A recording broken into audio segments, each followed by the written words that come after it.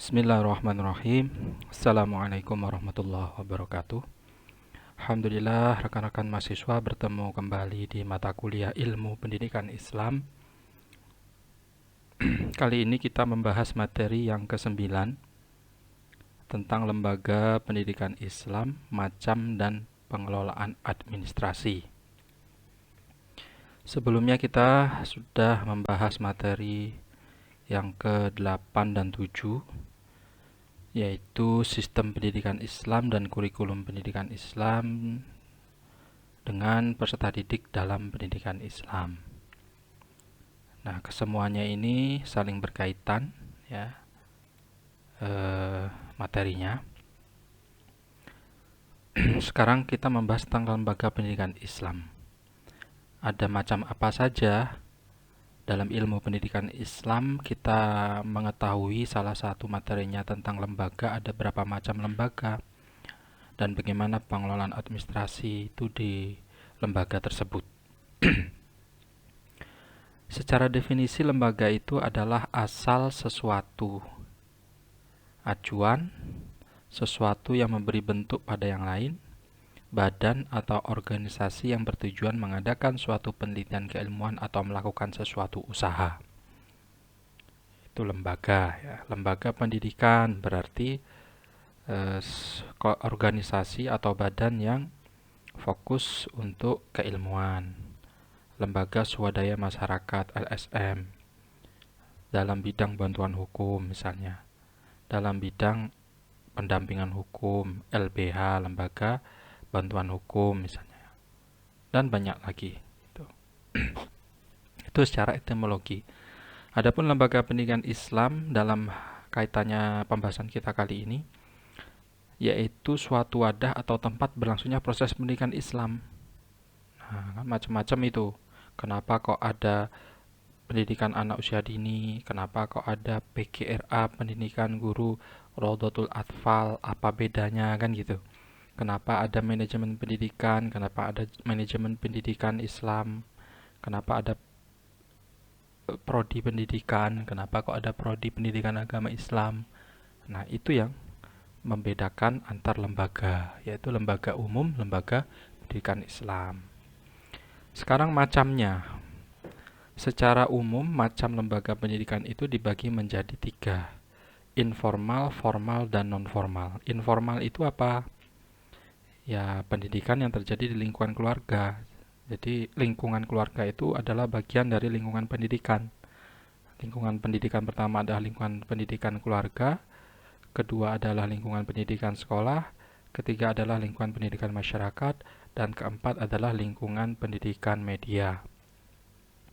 Medsos, ya, berita itu termasuk teori belum lama ini menjadi lingkungan pendidikan juga. Karena banyak yang keluar dari kamar, tadinya tidak bisa merakit bom, bisa merakit bom. Dari mana belajarnya? Dari media. Media, internet, YouTube, misalnya kan. Tutorial-tutorial banyak sekarang. Tuh. Nah, termasuk di lembaga pendidikan informal kaitannya dengan pendidikan Islam ditekankan juga kan.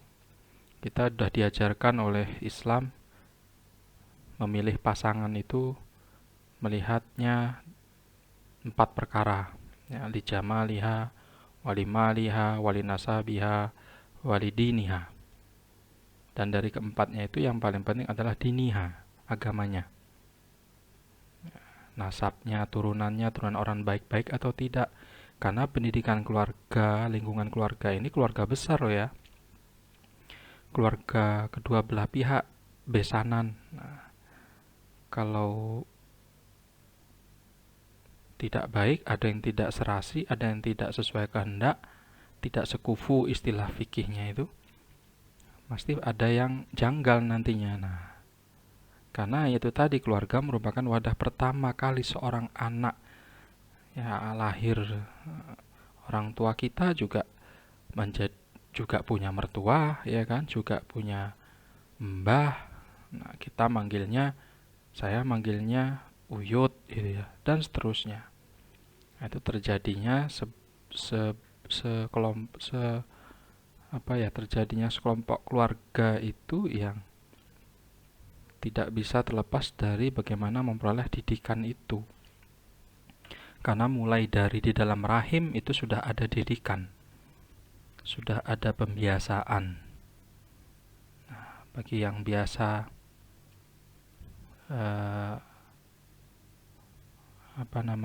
negatif atau ya di luar Islami, itu akan terbiasa dengan hal seperti itu.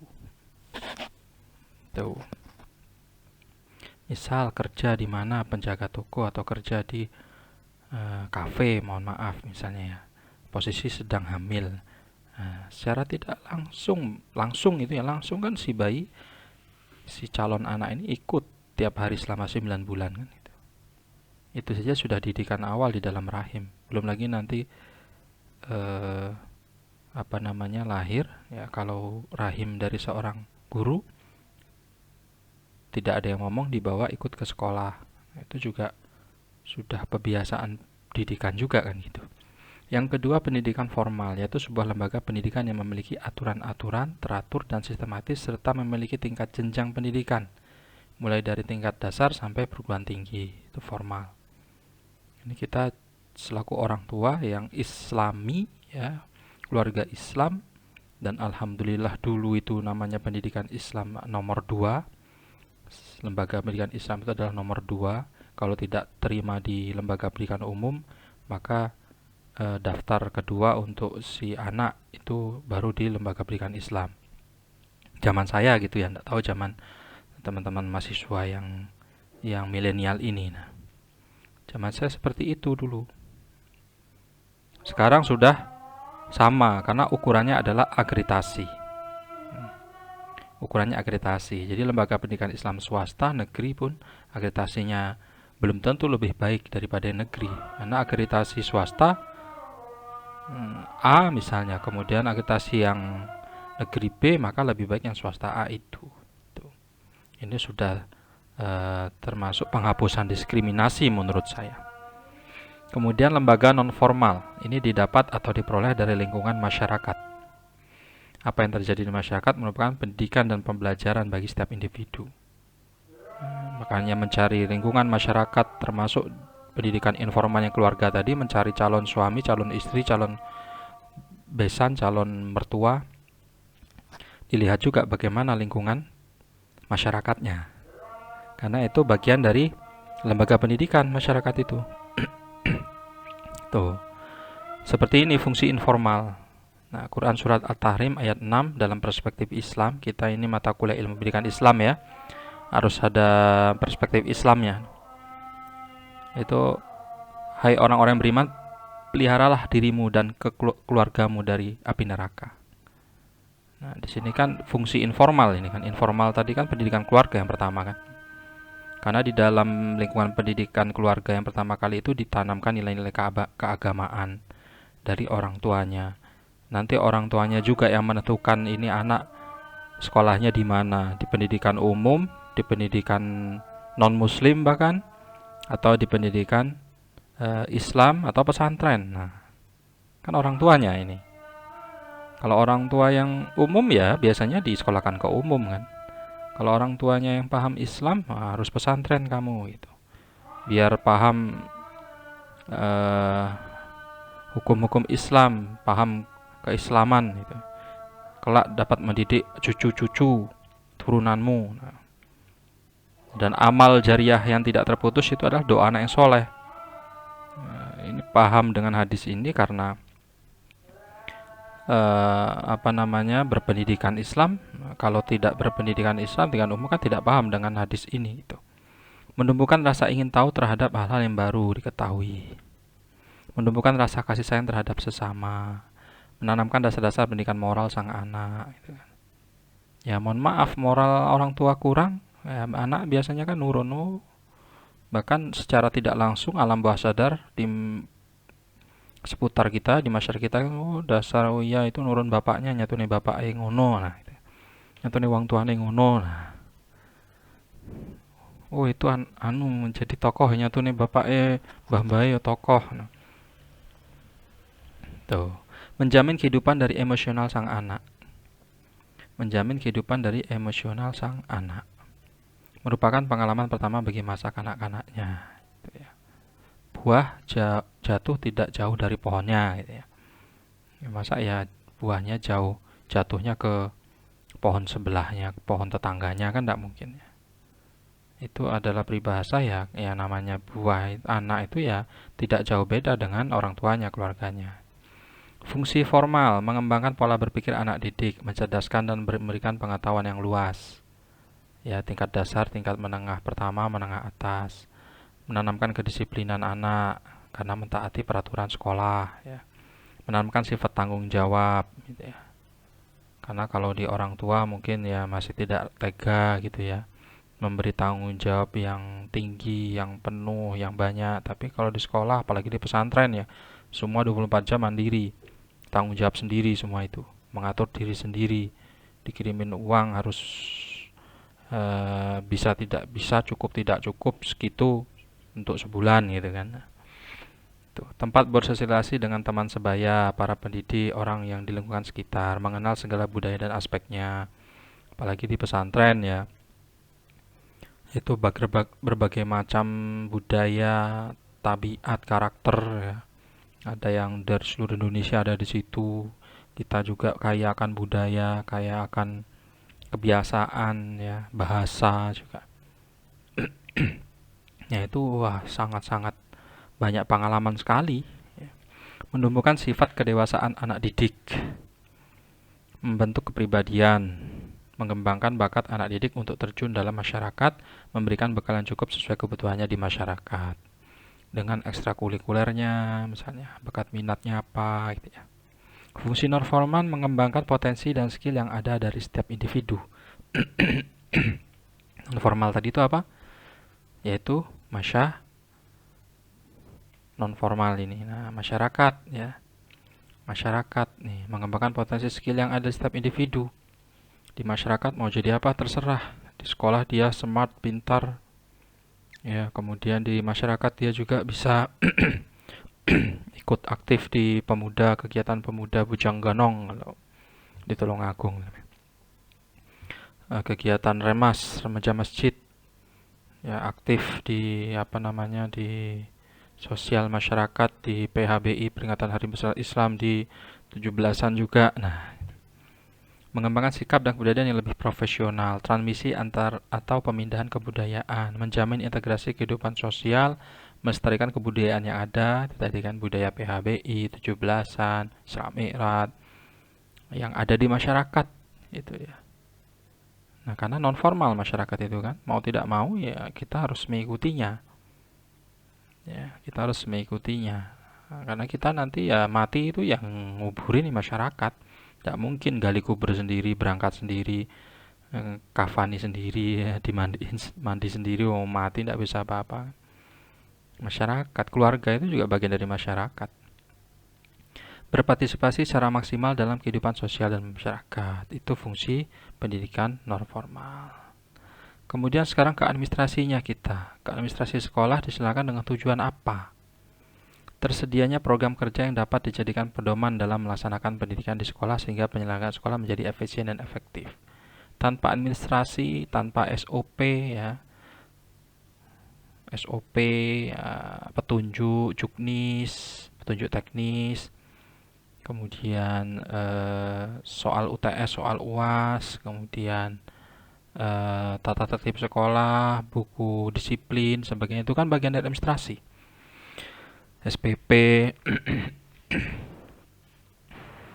semesteran, itu semua administrasi. Terwujudnya konsistensi pelaksanaan pendidikan sesuai dengan yang ditetapkan. Nah, maka akan konsisten. Oh, semester ganjil ini mapelnya, bayar SPP-nya, guru-gurunya, kelasnya. Oh, semester genap ini mapelnya. Untuk kelas 1, kelas 2, kelas 3 beda lagi. Nah, kurikulum itu bagian dari administrasi. Oh, kalau melanggar, oh ini sanksinya. Ada buku disiplin, ada buku penghubung orang tua. Nah, itu semua administrasi. Tersedia alat kontrol untuk menentukan tingkat keberhasilan pencapaian tujuan sekolah, raport online sekarang ya. Nah, itu semua untuk alat kontrol, itu semua untuk administrasi ya, untuk evaluasi ke depan. Nah, ini nanti diletakkan di penjurusan kelas apa, ini nanti cocoknya dia minatnya di jurusan apa kuliahnya, itu untuk pengarahan itu kan, kontrol itu. Tersedianya umpan balik bagi perbaikan proses dan hasil pendidikan di sekolah. Ya, evaluasi kan. Evaluasi ya. Direncanakan semester ini, tahun ajaran baru ini direncanakan ini lebih baik dari tahun kemarin. Kemudian dilaksanakan, ada permasalahan, dievaluasi. Kemudian direncanakan lagi ya, dikontrol, dievaluasi. Tuh. 4. Tersedianya umpan balik bagi perbaikan sudah terwujudnya administrasi sekolah yang tertib dan rapi ya. Kalau ada buku disiplin ya, jadi siswa tahu. Bahkan guru, untuk buku disiplin guru pun juga ada. Nah, jadi guru tahu kalau begini itu boleh, gitu tidak boleh. Murid juga seperti itu. Oh, terlambat itu minimal jam berapa. Oh, punishmentnya apa, hukumannya. Nanti yang menang prestasi juara kabupaten, provinsi, nasional apa rewardnya gitu. Pengelolaan dan pengembangan administrasi informasi. Administrasi yang baik adalah administrasi yang mempunyai informasi yang memenuhi sedikitnya 5 persyaratan, yaitu lengkap, modern, tepat, meyakinkan, dan disimpan sedemikian rupa sehingga mudah ditelusuri untuk digunakan sebagai alat pendukung pengambilan keputusan apabila diperlukan. Nah, ini bagian administrasi ini misalnya. Nah, ini yang bagian administrasi dosen Unmu Ponorogo nih ya, kinerja.umpo.icid. Ada loginnya secara tepat, bisa diupload kapan saja. Nah, ini karya ilmiah dosen. Karena dosen itu tridharma ya. Oh, ini bimbingannya, penguji, pembimbing, ada semua. Penelitian, pengabdian masyarakat, menjadi takmir, menjadi khotib, menjadi apalagi ya, menjadi reviewer, asesor, pengurus AUM, pengurus organisasi masyarakat. Nah, ini ada karya ilmiah, pembimbingan mahasiswa, penelitian, pengabdian, penunjang. Nah, sama seperti ini juga ya, dosen mata kuliahnya apa, ajar apa, absennya mana, data kuliahnya mana, input nilai mahasiswa mana. Ini bagian dari administrasi ini semua. Administrasi online ya, harus online, bisa dibuka kapanpun, dimanapun. Nah, ini saya yang semester lalu bisa, ini semester ganjil genap 2017-18 masih ada semua. Nah, sekarang lebih enak ya, ada servernya gitu. Itu namanya modern kan gitu. Sama, nyimpan-nyimpan file-file juga di Google Drive misalnya gitu ya. Tidak harus di disk gitu. Yang penting-penting, jadi bisa dibuka dimanapun, kapanpun, dan aman gitu ya. Selama satelitnya tidak meledos, insya Allah aman ini.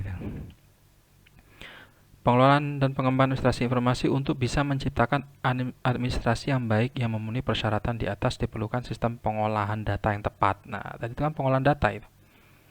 Akreditasi sekarang online, nah, maka datanya juga harus online, harus sinkron. Nah, di mana pengolahan yang tepat pada penggunaan alat pengolahan data elektronik, misalnya menggunakan komputer dengan semua sarana pendukungnya, yaitu internet. Tuh.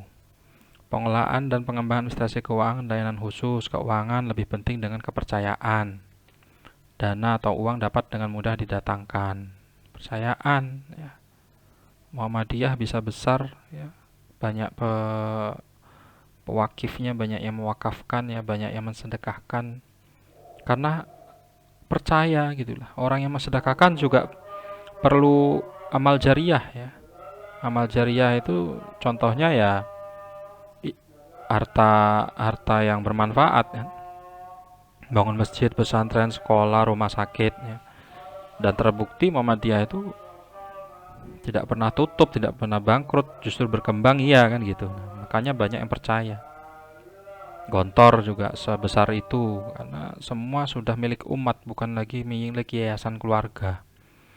Milik yayasan keluarga oke, sah-sah saja, boleh. Tapi kalau memang benar-benar amanah ya, dan tidak untuk memperkaya diri keluarga besarnya, Justru keluarga besarnya mensupport, mencontohkan kepada masyarakat sekitar, kepada orang lain. Tapi biasanya ya daripada yayasan keluarga besar, lebih percaya orang ya yang yayasan untuk umat gitu ya. Seperti persyarikatan gitu ya. Milik umat, Gontor itu milik umat, ada badan wakafnya, bukan keluarga besar, bukan. Komponen administrasi keuangan meliputi perencanaan, sumber keuangan, pengalokasian, penganggaran, pemanfaatan dana, pembukuan, pemeriksaan dan pengawasan, pertanggungjawaban dan pelaporan. Kalau layanan khusus, ya permintaan stakeholder bagaimana, misalnya dirapatkan, ditampilkan, diminta bukti fisiknya, bukti belanjanya, itu ya sah-sah saja. Sebagai bentuk pertanggungjawaban administrasi yang baik. Tata usaha, kemitraan, MOU, misalnya tata usaha seperti kampus Muhammadiyah, UMM punya POM, punya bengkel, punya hotel, punya percetakan misalnya. Nah, atau kemitraan, MOU dengan mana, dengan Surya misalnya ya. Atau dengan pom bensin mana gitu ya. Karena kebutuhan pokok yang pasti itu kan bisa saja dimitrakan kan. Itu kan bagian dari administrasi juga, perlu administrasi itu kan. Tuh. Oke, silakan rekan-rekan mahasiswa yang belum dipahami dari materi lembaga pendidikan Islam, macam dan pengadministrasinya bisa didiskusikan di Google Classroom. Saya akhiri, wassalamualaikum warahmatullahi wabarakatuh.